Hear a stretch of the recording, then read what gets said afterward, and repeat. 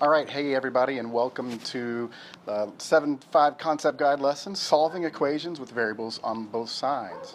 Before we get going, I'm doing this outside because it's a beautiful day, but the sun's kind of shining right on to the work here. I hope that's not a distraction to you, but hopefully we can get through that.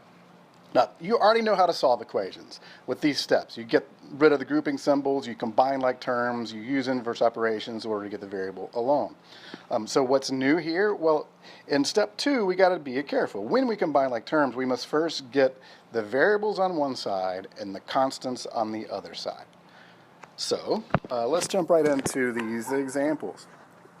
If you notice here, and this is first example, 9a plus 2 equals 4a minus 18. I got a set of variables, 9a and 4a, on either side of the equation, and I have constants, 2 and negative 18 on either side of the equation. So we have to get them both on the same side. Now I got options here. I could move the 9a over here to join the 4a, or I can take the 4a over to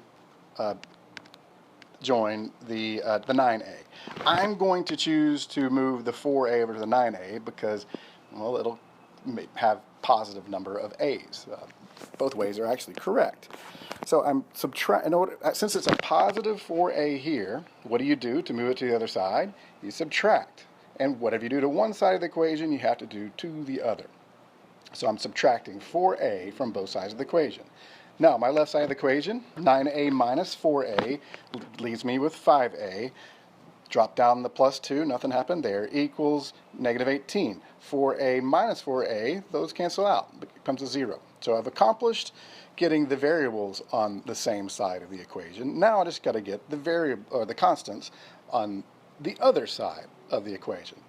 So since I've chosen to move the variables to the left side, I need to take the 2 that's here on the left side over to the other. What's the inverse operation of plus 2? You got it. You subtract 2 from both sides. And now we'll simplify. We're left with 5a equals negative 18 minus 2 is negative 20. You got it from here. We divide both sides by 5, and we get a is equal to negative 4. We should check that.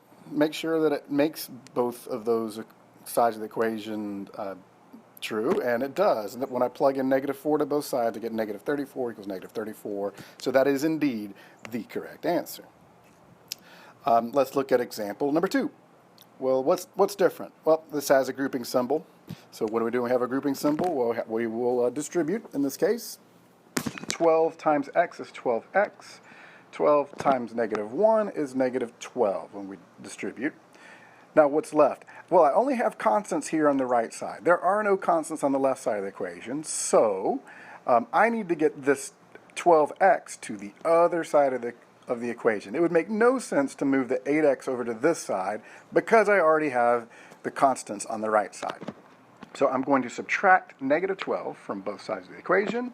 We'll simplify. 8x minus 12x is negative 4x.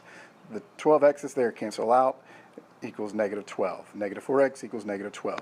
And you know what to do from here. Divide by negative 4, x equals 3. Let's go check our work. 24 equals 12 times 2. I believe that it does. That confirms that x equals 3 is the correct answer. So those are a couple examples, and look forward to you practicing and asking questions as you need them. All right, talk to you soon.